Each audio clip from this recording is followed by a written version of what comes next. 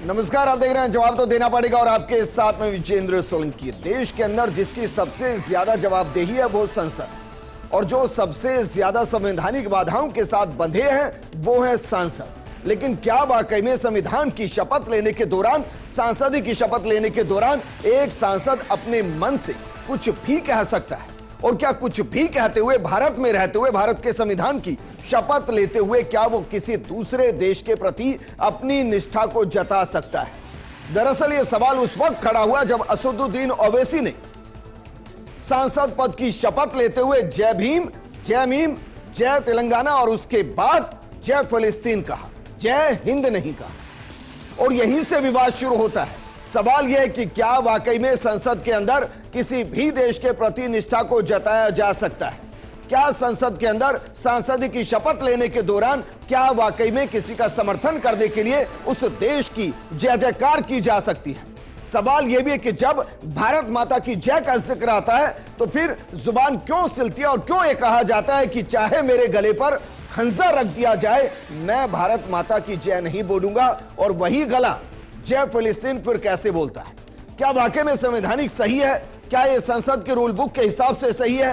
क्या संसद के अंदर जो शपथ ली जाती है उसमें यह अधिकार है? यह सवाल इसलिए क्योंकि कहा जा रहा है कि फिलिस्तीन पर फंस गए भाईजान।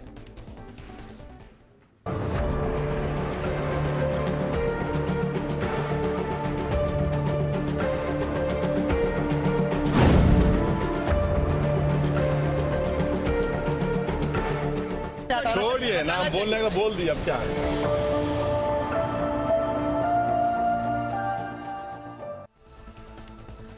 तो असदुद्दीन ओवैसी ने जो अंदर बोला वो बाहर नहीं बोला। बाहर इसलिए नहीं बोला क्योंकि वो जानते हैं कि अंदर उनको एक अलग तरीके की प्रोटेक्शन, और इसलिए उनको जो कहना था अंदर कहा।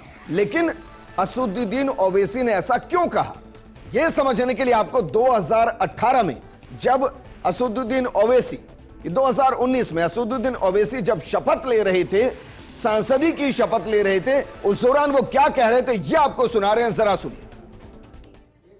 खुदा के नाम से हल्फ उठाता हूं कि मैं भारत के आईन पर जो कानून के बमूजिब तय पाया है एतकाद रखूंगा, उसका वफादार रहूंगा। मैं भारत के इख्तियार आला और सालमियत को बरकरार रखूंगा और जिस ओहदे को मैं संभालने वाला हूं इसके फ़राइज़ व वफादारी से अंजाम दूंगा। जय भीम, जय मीम, तकबीर, अल्लाह अकबर, जय हिंद। तो 2019 के अंदर असदुद्दीन ओवैसी कहते हैं जय भीम, जय मीम, अल्लाह अकबर, और उसके बाद वो कहते हैं जय हिंद। लेकिन 2024 में जब वो शपथ ले रहे हैं तो वो क्या कुछ कह रहे हैं ये भी जरा सुनिए। नहमदुहु व नुसल्ली अला रसूलिल करीम, अम्मा बाद, फ़ाऊज़ु बिल्लाहि मिनश शैतानिर रजीम, बिस्मिल्लाहिर रहमानिर रहीम। मैं असदुद्दीन ओवैसी, जिसे लोकसभा का रुकन मुंतखब किया गया है, अल्लाह के नाम से हल्फ उठाता हूँ कि मैं भारत के आईन पर जो क़ानून के बमूजिब तय पाया है एतकाद रखूँगा, उसका वफादार रहूँगा।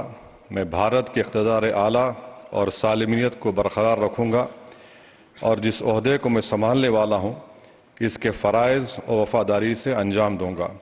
जय भीम, जय मीम, जय तेलंगाना, जय फ़लस्तीन, तकबीर, अल्लाह अकबर।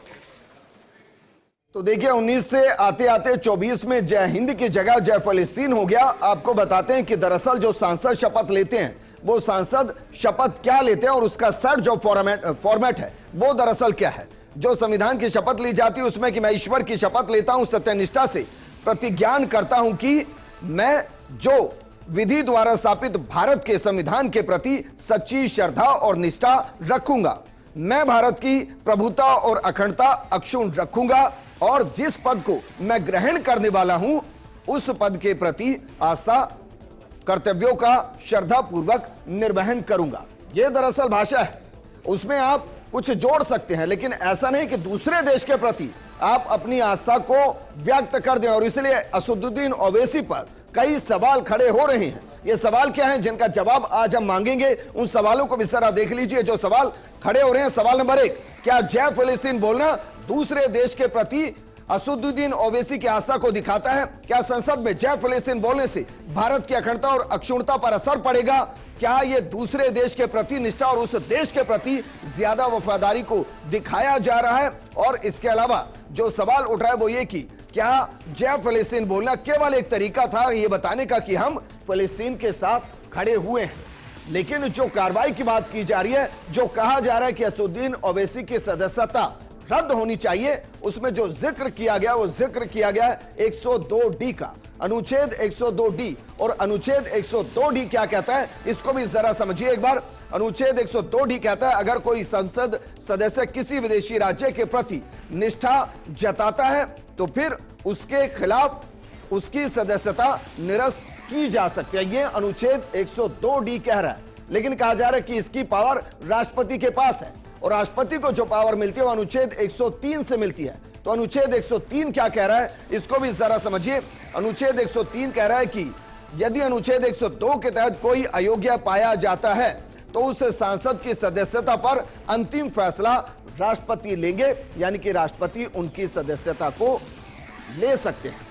लेकिन यह भी कहा जा रहा है कि भाई असदुद्दीन ओवैसी की जो भाषा है उसको सदन की कार्रवाई से बाहर कर दिया गया है। अब अगर उस भाषा को सदन की कार्रवाई से बाहर कर दिया गया है तो क्या असदुद्दीन ओवैसी को एक बार फिर से शपथ दिलाई जाएगी? ऐसा हम क्यों कह रहे हैं? क्योंकि स्वाति मालीवाल के साथ ऐसी घटना घटी थी।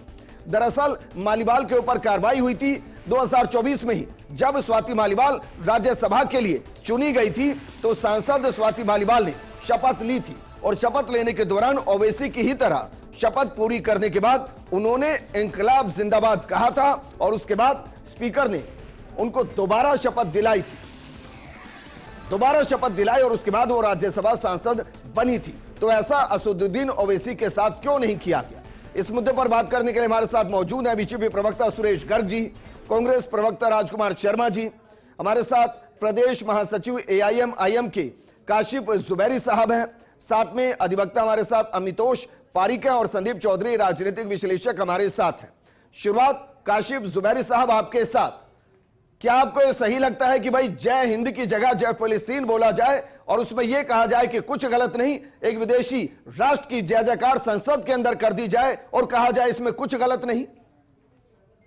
देखिए, सबसे पहले तो श्रीमान मैं आपसे ये कहना चाहूंगा कि अगर असदुद्दीन ओवैसी साहब ने अपने शपथ के अंत के अंदर ये कहा कि फलस्तीन की जय या जय फिलिस्तीन, तो इसमें दिक्कत कहाँ है? क्या भारत फिलिस्तीन के साथ खड़ा हुआ नहीं है? क्या भारत सरकार ने फिलिस्तीन के अंदर जो हालात हैं उस पर अपनी चिंता जाहिर नहीं की?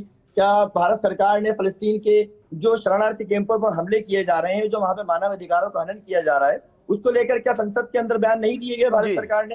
तो अगर ऐसे तो भैया दोहरा मापदंड क्यों? फिर तो जय यूक्रेन भी करते, भारत तो यूक्रेन के साथ भी था, फिर जय ताइवान भी करते, भारत तो ताइवान के साथ भी है, वहां की भी जय जयकार कीजिए ना, फिलिस्तीन क्यों सिर्फ?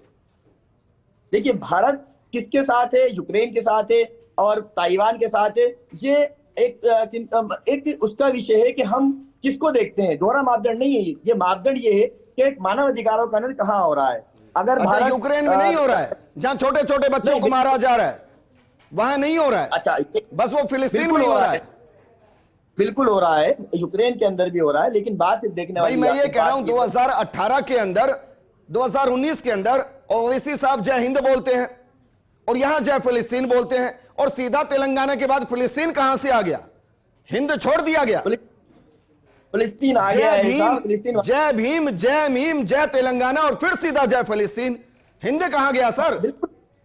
बिल्कुल।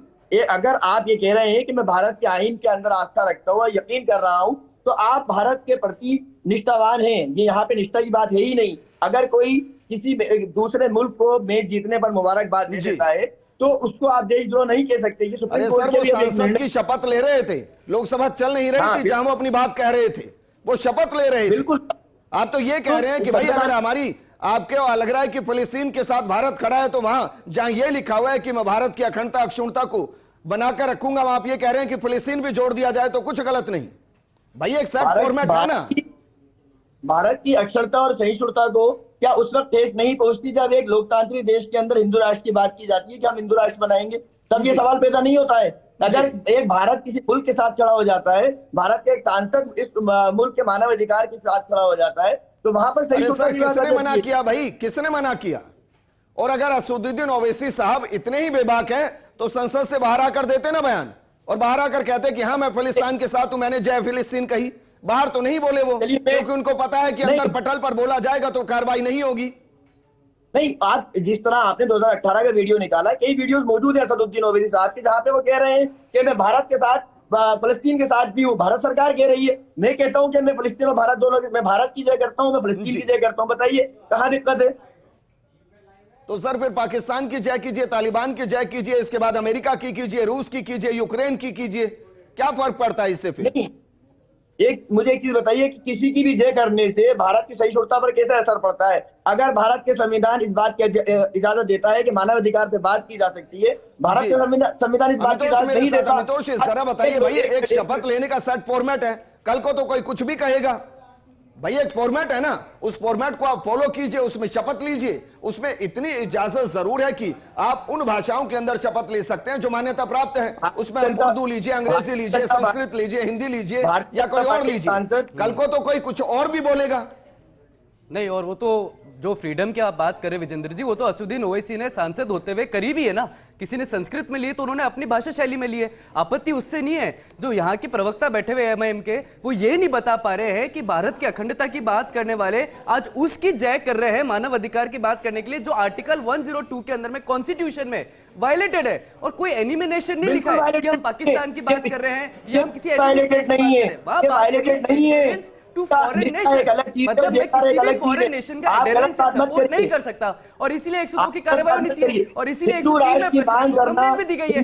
लेकिन देखिए, एमआईएम के एमएलए बिहार से हिंदुस्तान जिंदाबाद के नारा लगाते मना कर देते हैं, और असदुद्दीन साहब उसमें कहते हैं भारत के संविधान में कहां लिखा है कि मुझे हिंदुस्तान जिंदाबाद का नारा लगाना है? भारत के संविधान में कहां लिखा है कि मुझे भारत माता की जय बोलनी है? तो भारत के संविधान में तो यह भी लिखा था कि आप किसी फॉरेन नेशन के एडेरेंस नहीं कर सकते, तो आपने क्यों करा? इसका मतलब यह है कि बाहर की मुल्क की बात नहीं है विजेंद्र जी, ये सोची समझी साजिश उस लोकतांत्रिक मंदिर के तल से थी, पटल से, जहां पर पूरा देश आपको देख रहा था। और जिस तरह से वहां पर मानव अधिकार नहीं बल्कि आतंकवादी संगठन मंदिर की बात वो कर रहे हैं, जिसके देश के नागरिकों को कहते हैं वो लोकतंत्र के मंदिर की बात करेंगे, वो लोकतंत्र के मंदिर की बात करेंगे। हैदराबाद को बलात्कारियों को जिस पार्टी के विचार सही आते हैं वो तो उनकी जय बोलेंगे, हिंदुस्तान जय नहीं बोलेंगे, भारत माता की जय नहीं बोलेंगे, क्योंकि भारत में संविधान में नहीं लिखा। नहीं बोलेंगे, बिल्कुल नहीं बोलेंगे, आप नहीं बोलेंगे, आप डरा नहीं सकते। आप जैसे आपके एक मिनट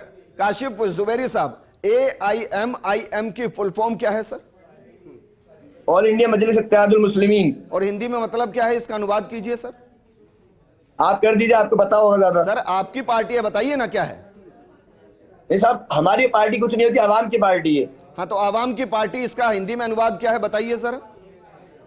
श्रीमान, ऑल इंडिया मजलिस इत्तेहादुल मुस्लिमीन, आप बताइए, मुझे फिर याद नहीं आ रहा। सर बताइए ना क्या है। अरे आप बता दीजिए सर। खुद की पार्टी की नहीं वो बता रहे, कैसे बताएंगे? देखिए आप बताइए ना क्या है इसका हिंदी में मतलब।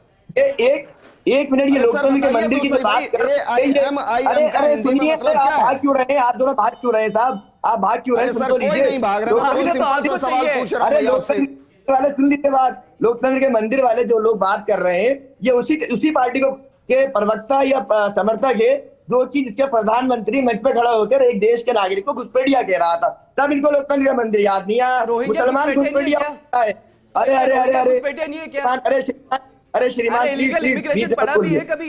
पढ़ा भी इलीगल इमिग्रेशन क्या होता है? भारत के अंदर में इलीगल इमिग्रेशन ट्रेस पास करके रोहिंग्या अगर आते हैं तो उन्हें क्या हम भारत की संवैधानिक अधिकार देंगे क्या? वो काम देंगे क्या? तो आप चाहिए ना, आप आपका मंच पे खड़े होकर भारत की भूमि को क्यों चुन रहे हैं? मंच पे खड़े होकर कहेंगे भाई काशिफ जुबैरी साहब, जय फिलिस्तीन कहा गया, यानी कि फिलिस्तीन के साथ हैं। मैं व्यक्तिगत तौर पर पूछ रहा हूं, क्या AIM के कार्यकर्ता फिलिस्तीन जाएंगे ताकि वहां सामाजिक सौहार्द को कायम किया जाए और जिनके साथ मानव अधिकार का हनन हो रहा है उनके साथ लड़कर मिलकर लड़ाई लड़ी जाए? ये क्या करेगी AIM? अगर देश का प्रधानमंत्री अगर भारत के AIM के कार्यकर्ताओं के, राजस्थान के कार्यकर्ताओं के साथ आगे आगे चलता है, जिस तरह वो हर काम के अंदर अपनी डिक्टेटरशिप दिखाते हैं, वो चलते हैं, क्यों चलेगा भाई? जय हिंद के साथ, अरे कंप्लीट तो करने दीजिए, वो थोड़ी ना जय फिलिस्तीन के साथ। वापस मैं आपके पास आऊंगा। संदीप चौधरी जी, क्या देश में एक नई राजनीति शुरू हुई है और वो नई राजनीति वोट बैंक के साथ है, जिसमें शायद असदुद्दीन ओवैसी को ये लग रहा है कि जिस मुस्लिम वोट बैंक को अपने साथ साधना चाहते थे वो या तो कांग्रेस के साथ गया, सपा के साथ गया, बाकी पार्टियों के साथ गया, एआईएमआईएम के साथ नहीं गया, और इसलिए संसद के पटल में शपथ के दौरान जय फिलिस्तीन कहकर उन्होंने उस वोट बैंक को अपनी तरफ साधने की एक कूट रचित साजिश रची है।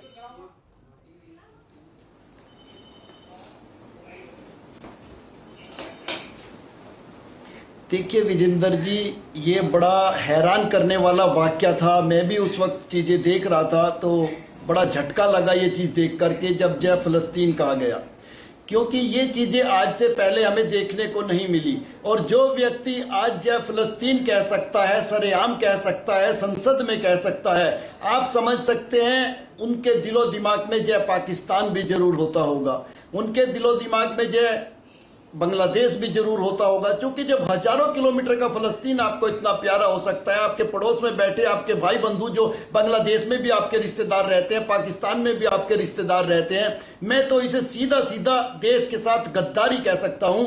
और आपने देखा जो आपने अनुच्छेद 102 और डी का जिक्र किया, उसमें भी इन चीजों को क्लियर किया गया है कि ये एक तरीके से ठीक नहीं है और ऐसे व्यक्ति को पार्लियामेंट से निष्कासित किया जा सकता है।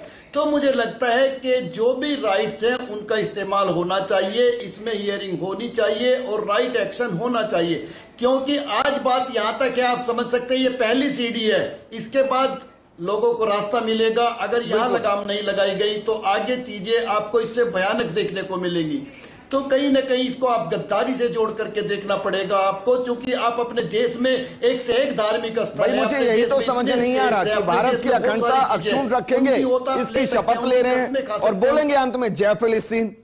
राजकुमार शर्मा जी, कांग्रेस इस पूरे घटनाक्रम में कहां खुद को देख रही है? क्या वो असदुद्दीन ओवैसी के इस बयान का विरोध कर रही है या कह रही है कि नहीं, उनको अधिकार है वो चाहे जय फिलिस्तीन बोले, जय पाकिस्तान बोले, जय चीन बोले, चाहे वो कुछ बोले, कोई फर्क नहीं पड़ता कांग्रेस को? विजेंद्र जी, कांग्रेस पार्टी उनके जो बयान उन्होंने दिया है उसके बिल्कुल साथ नहीं खड़ी है। देश की एकता और अखंडता, लोकतंत्र को बचाने का ये मंदिर है और लोकसभा में ये जो बयान दिया है, लोकसभा अध्यक्ष इसका फैसला करेंगे कि उनको अनुच्छेद 102 के तहत दोबारा शपथ दिलानी है, बर्खास्त करना है या राष्ट्रपति जी के पास भिजवाना है। कांग्रेस पार्टी का इस बयान से कोई लेना देना नहीं है, लेकिन इतना जरूर कह सकता हूं कि देश में ये अच्छी परंपरा नहीं है। और असदुद्दीन ओवैसी के इस बयान की मजम्मत करती है कांग्रेस? नहीं, अच्छी बात है ही नहीं है। तो देश की एकता और अखंडता के लिए ऐसे बयान होना ही नहीं चाहिए। परमानेंट एक फॉर्मेट बना हुआ है, फॉर्मेट में आपको शपथ लेनी है, उसके बाद मोस्टली सब लोग किसी भगवान की जय बोलते हैं या जय हिंद बोलते हैं। अब वो फिलिस्तीन की बोल रहे हैं तो ये तो वो बताएं और लोकसभा अध्यक्ष फैसला करें। कांग्रेस पार्टी तो निंदा ही कर सकती है और साथ में नहीं है बिल्कुल। क्या ये दिन भी देखना पड़ेगा? देखिए सोलंकी जी, आज संविधान का उल्लंघन किया है ओवैसी जी ने, तो हम तो यही कहेंगे कि वो माफी मांगे और उनकी सदस्यता खत्म होनी चाहिए। राष्ट्रपति जी के यहाँ पे कुछ लोगों ने वहाँ पे दरखास्त भी लगाई है, इनकी सदस्यता खत्म है। कुछ लोगों ने, किसने सर? 2 वकीलों ने लगाई है, बीजेपी से बताइए। संसदीय कार्य मंत्री ने रिक्वेस्ट की है, अजीत साहब लिख के दिया है संसदीय कार्य मंत्री ने, सिर्फ सोलंकी जी हटा दिया गया। राष्ट्रपति के सामने अपील की हुई है कि भाई इनकी सदस्यता खत्म की जाए, क्योंकि केवल राष्ट्रपति ही उनकी सदस्यता खत्म कर सकता है। तो राष्ट्रपति जी के सामने भी और उनको उस ओबीसी जी को खुद को भी माफी मांगनी चाहिए कि इस तरह के शब्दों का प्रयोग नहीं करें। जो आदमी पहले जय हिंद की बातें करता था, आज जय, इसलिए मैंने प्रोग्राम की शुरुआत में सब कुछ स्पष्ट किया। स्वाति मालीवाल ने तो इनकलाब जिंदाबाद ही बोला था, उसके बावजूद दोबारा शपथ हुई। ओवैसी साहब तो जय फिलिस्तीन बोल रहे हैं, शपथ दोबारा क्यों नहीं हुई? निश्चित रूप से इस बात पे जो उपाध्यक्ष लोकसभा अध्यक्ष है उनको संज्ञान में लेना चाहिए। हम इसकी निंदा करते हैं, घोर निंदा करते हैं। ओबीसी जी को इस तरह की भाषा का उपयोग नहीं करना चाहिए। जिस तरह से धर्म के आधार पर हिंदुस्तान का विभाजन हुआ, इसके बाद में अगर इस तरह की भाषाओं का उपयोग करते हैं तो यह बहुत घोर निंदनीय है और भारतीय जनता पार्टी इसका निंदा करती है। संदीप चौधरी जी, अगर मेरे पास जो जानकारी है वो थोड़ी जानकारी हो सकती है, लेकिन मैं ये मानता हूं कि जो सांसद शपथ लेते हैं प्रोटेम स्पीकर के सामने लेते हैं और कार्रवाई करने का अधिकार उस वक्त तो प्रोटेम स्पीकर को होता है। अब प्रोटेम स्पीकर नहीं है संसद में, उन्होंने कार्रवाई करते हुए शब्दों को सदन की कार्रवाई से निकाल दिया है। क्या असदुद्दीन ओवैसी को दोबारा शपथ दिलाई जा सकती है कानूनन? पहला सवाल। दूसरा, क्या संसदीय कार्य मंत्री और लोकसभा अध्यक्ष उनके बयानों के खिलाफ 102D में राष्ट्रपति को निवेदन कर सकते हैं कि इन्होंने गलत तरीके से शपथ लिया, इनकी सदस्यता को निरस्त किया जाए? देखिए विजेंद्र जी, सबसे पहली चीज तो मैं यही मानता हूं, चूंकि आपको देश के सामने एक मैसेज भी देना है, इनकी जो सदस्यता है वो निरस्त होनी चाहिए और इतना सॉफ्ट होने की जरूरत नहीं है। मुझे नहीं लगता देश बहुत सॉफ्ट होने से चलता है। अगर इस लेवल पर आपको सॉफ्ट होना पड़ा कि खाली शपथ दोबारा हो, तो मुझे नहीं लगता कि लोगों के अंदर जो मेरी और आपकी जो आहत हुई है भावनाएं, वो कैसे क्या दोबारा शपथ कराने से ठीक हो सकती हैं। दिलो दिमाग पर जो लोगों के चोट लगी है, जो युवाओं के चोट लगी है, उस चोट का केवल एक ही हल है, उसकी सजा होनी चाहिए और सजा ये है कि इनकी सदस्यता निरस्त होनी चाहिए और आगे से इनकी लोकसभा चुनाव लड़ने पर प्रतिबंध होना चाहिए। अमितोष, इसमें किस तरीके से कार्रवाई हो सकती है? कार्रवाई बहुत पीछे छूट गई, अब कुछ नहीं हो सकता। नहीं, बिल्कुल कार्रवाई हो सकती है। जिस तरह से अभी आपने बताया विजेंद्र जी की 2 वकीलों ने एक रिप्रेजेंटेशन जो कंप्लेंट के फॉर्म में माननीय राष्ट्रपति जी को दिया और वो 103 अनुच्छेद भारत के संविधान में उन्हीं को ही अधिकार है, लेकिन उनको सोल कॉम्पिटेंट अधिकार नहीं है। उनको इलेक्शन कमीशन से डिस्कस करने के बाद ही वो किसी एमपी को क्वालिफाई डिस्क्वालीफाई कर सकते हैं। ये पीवी नरसिम्हा राव के अंदर में डिसाइड कर दिया गया था। तो अब ये राष्ट्रपति जी को देखा जाएगा कि वो इलेक्शन कमीशन से इस पर चर्चा करके, और माफी मांगना इतनी बड़ी गलती की कोई माफी नहीं होती है विजेंद्र जी, मैं मानता हूं। आप अपने अल्लाह अकबर बोला, किसी को आपत्ति नहीं थी, वो आपका अधिकार था, पर आपने जय फलस्तीन बोल के ये दिखाया कि मैं उस राष्ट्र के साथ खड़ा हूं जो आतंकवादी संगठन है और भारत के पटल से संवैधानिक अधिकार की जहां मैं दुहाई दे रहा हूं। भारत के संविधान को हाथ में उठा के सिर्फ ये बोलना कि संविधान का हनन हो रहा है, उससे ये नहीं हो जाता कि संविधान का हनन हो रहा है। झूठ बोल रहे हैं ये, झूठ। आर्टिकल 103 को कोई आतंकवादी संगठन नहीं कहा है। भारत सरकार ने माफी मांगे की बात मक्कार आते हैं, यहाँ बैठ के झूठ फैला रहे हैं। एक मिनट सर, एक मिनट। आशिफ झूठ बोल रहे हैं। आशिफ जुबैरी साहब, अच्छा एक बात बताइए, जो फिलिस्तीन की जंग को हमास लड़ रहे हैं, क्या भारत सरकार ने फिलिस्तीन को आतंकवादी संगठन कहा है? ये माफी मांगे या फिर बताएं। काशिफ जुबैरी साहब, एक मिनट अमितोष। काशिफ जुबैरी साहब, फिलिस्तीन की जंग को हमास भी लड़ रहा है, तो क्या जय हमास भी आप कहेंगे यहां बैठकर? कहते तो होंगे। काशिफ जुबैरी साहब, ये जो भाई साहब बैठे हैं पास में, जो भाजपा भारतीय जनता पार्टी के पेट प्रवक्ता हैं, ये क्या है? इनकी दिक्कत फलस्तीन से नहीं है, इनकी दिक्कत देश के मुसलमानों से। दिक्कत है मुसलमान के, हमस की दुआएं देने के लिए यहाँ बैठे हैं। आप फलस्तीन जाइएगा, ये बता दो उनको, ये भेज क्यों नहीं देती भारत सरकार? मैं तो कह रहा हूँ ओवैसी से माफी भी मत मंगाओ, फलस्तीन भेज दो एक बार, वहां से चुनाव लड़के आ जाए। जिस पार्टी बिना मैनिफेस्टो के चुनाव लड़ रही, बिना इतिहास का निजाम लेके आता है, जिसके विकास के नाम पे 0.0 है, वो बताइए क्या कि गुहाई और पेट पार्टनरशिप कौन है? सुनिए मेरी बात, जो आपके पार्टी के एआईएम के एमएलए वंदे मातरम नहीं गाते, एक मिनट। अच्छा, झूठ क्या बोला काशिफ बोला है? आप माफी मांगे। भारत सरकार ने कहीं फलस्तीन को आतंकवादी देश नहीं कहा है। अरे सर, काशिफ जुबैरी साहब, 2 चीज। पहला तो ये बताइए झूठ क्या बोला है? आप पहले इनसे माफी मांगने को बोलिए। झूठ बोला क्या ये तो बताइए। अरे जो जय फलस्तीन बोल रहे हैं वो माफी नहीं मांग रहे। फलस्तीन एक आतंकवादी देश है। अरे सुनिए, अच्छा इसमें एक और बात मैं कहता हूं विजेंद्र जी, एक मिनट। काशिफ जुबैरी साहब, इससे क्या लेना देना है कि फिलिस्तीन क्या है क्या नहीं है? जय हिंद की जगह फिलिस्तीन बोल रहे हैं, तो आपकी निष्ठा किसके साथ है सर? भाई निष्ठा किसके साथ है आपकी? निष्ठा किसके साथ है? भारत के साथ आपकी निष्ठा जुड़ी है या हमास के साथ जुड़ी है? निष्ठा किसके साथ जुड़ी है सर? मैं विजेंद्र जी एक इंटरफेयर करता हूं। काशिफ जुबैरी साहब, आप ये कह रहे हैं कि इसके लिए माफी मांगे कि इन्होंने फिलिस्तीन पर टिप्पणी की, और असदुद्दीन ओवैसी इस पर माफी ना मांगे कि वो जय हिंद की जगह जय फिलिस्तीन संसद के अंदर, भारत की संसद के अंदर चुनकर कहते हैं, इस पर ना मांगे। भारत की संसद के अंदर ही भारत सरकार ने फिलिस्तीन को लेकर अपनी सहानुभूति दर्शाई है। सर, वो ओवैसी साहब भी दर्शा सकते थे। काशिफ जुबैरी साहब, कल से संसद शुरू हो जाएगी। असदुद्दीन ओवैसी साहब को अपने पटल से जितना कुछ कहना है वो कह सकते थे, शपथ के दौरान ये अधिकार नहीं होता है। और जय हिंद की जगह आप जय फिलिस्तीन कह रहे हो। एक और चीज सर, अरे सर मैंने बकायदा पूरा सेट फॉर्मेट बताया है। और सुनिए सर, भाई जय हमास भी कह सकते हैं क्या हम? क्योंकि फिलिस्तीन की जंग को तो हमास लड़ रहा है, तो क्या जय हमास कह सकते हैं हम? जय हमास, अच्छा जय हमास कह सकते हैं आप। हमास को ले आए, मतलब फलस्तीन का नाम आएगा तो हमास को ले आएंगे। अरे सर, तो फिलिस्तीन की जंग ही हमास से लड़ रहा है, नहीं लड़ रहा क्या? आपकी तकलीफ क्या है? आपकी तकलीफ ये है काशिफ जुबैरी साहब, सुनिए तो सही भाई, सुनिए। अच्छा मुझे सीधा सीधा बताइए, क्या फिलिस्तीन की जंग को हमास नहीं लड़ रहा है? हाँ या ना में बताइए, दोबारा बोलिए एक बार। क्या फिलिस्तीन की जंग को हमास नहीं लड़ रहा है? हाँ या ना? ये ऐसा फिलिस्तीन सर, का हाँ हमास या लड़ ना? रहा है तो फिर भारत सरकार हाँ हमास या का ना? समर्थन कर रही है? हाँ या ना? फिलिस्तीन के जंग को हमास लड़ रहा है या नहीं? भारत सरकार अरे सर, की हमास लड़ का रहा है या समर्थन नहीं कर रही है, लड़ रहा भारत सरकार जवाब नहीं समर्थन देंगे कर ना रही सर, है। यही तो समस्या है। जवाब दीजिए ना, हाँ या ना? जवाब दे रहा हूं, आप हाँ और ना थोड़ी ना दे सकते हैं साहब। आप ये कहेंगे कि आपको क्या पसंद है अच्छा क्या ये नहीं है, बताइए, आपके सवाल का जवाब थोड़ी- हमास कि एक मेरा अधिकार है। आतंकवादी संगठन है या फिलिस्तीन का राष्ट्रभक्त संगठन है? क्या है हमास? भारत सरकार हमास के साथ खड़ी है या फलस्तीन के साथ खड़ी है, ये बताइए। अरे सर, फिर वही हो गया, जवाब ही नहीं देंगे।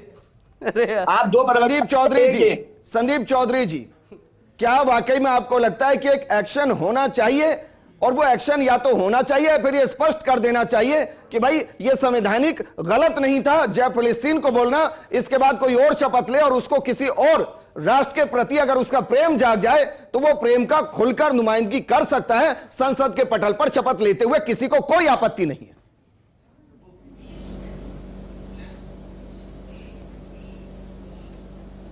देखिए, बिल्कुल विजेंद्र जी, इसका स्पष्टीकरण होना चाहिए। और सबसे जो बड़ी समझने वाली बात है वो ये है कि एक सांसद का अपना कुछ लिमिटेड चीजें होती हैं जहां तक सांसद शपथ ले सकता है, काम कर सकता है। किसी देश के प्रति क्या रवैया रहना है, हमें उसके साथ रहना है या उसके खिलाफ रहना है, ये भारत सरकार का काम है। ये एक्शन भारत सरकार लेगी, ये असदुद्दीन ओवैसी नहीं ले सकता। असदुद्दीन ओवैसी आज कहता है कि जय फिलिस्तीन, कल हो सकता है भारत सरकार इजराइल का साथ देना पड़े, तो क्या होगा?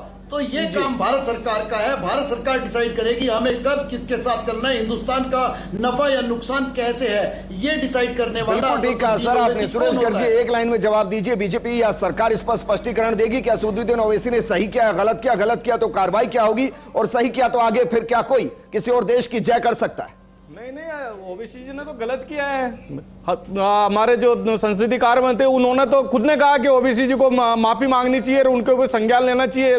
धारा 102(4) के तहत इनकी सदस्यता खत्म होनी चाहिए ओबीसी जी की, क्योंकि ये तो एक देश के लिए वफादार हो ही नहीं सकते। ये लोग कभी हिंदुस्तान के लिए वफादार हुए ही नहीं है। हमेशा ये हिंदुस्तान के खिलाफ बोलते हैं, ये पाकिस्तान की भाषा बोलते हैं। ये लोग का मतलब क्या है? ओबीसी ये जो संगठन बना रखा ना एआईएम का, ये हमेशा देश के खिलाफ बोलता है, ये हमेशा देश के खिलाफ बोलता है। इन्होंने केवल पाकिस्तान की भाषा बोली है, हिंदुस्तान के पक्ष में कभी भी बात नहीं की इन्होंने, और हमेशा संविधान का उल्लंघन किया है। इस बात का समर्थन नहीं करता क्योंकि यही असदुद्दीन ओवैसी है जो पाकिस्तान में जाकर भारत की जय जयकार करते हैं। असदुद्दीन ओवैसी एक पढ़े हुए बैरिस्टर है, उनको बहुत अच्छे से पता है कि क्या करना है क्या नहीं करना, लेकिन जय फिलिस्तीन जय हिंद की जगह बोलकर वो कौन सी सियासत को रच रहे हैं, इसका खुलासा उनको करना चाहिए। और क्या वाकई में संसद के अंदर शपथ के दौरान जय फिलिस्तीन कहकर उन्होंने कोई संदेश, एक पर्टिकुलर संदेश देने की कोशिश की है, और अगर यह गलत हुआ है तो उनके खिलाफ क्या कार्रवाई होगी, पूरा देश इस तरफ देख रहा है। तमाम मेहमान हमारे साथ जुड़े, सभी का बहुत बहुत शुक्रिया। लेकिन ये जो परंपरा शुरू हुई है ये संसदीय इतिहास में पहली बार हुई है और इसको यहीं खत्म करने की जरूरत, वरना आपको ना जाने संसद के अंदर किस किस देश की जय जयकार सुनाई दी। नमस्कार।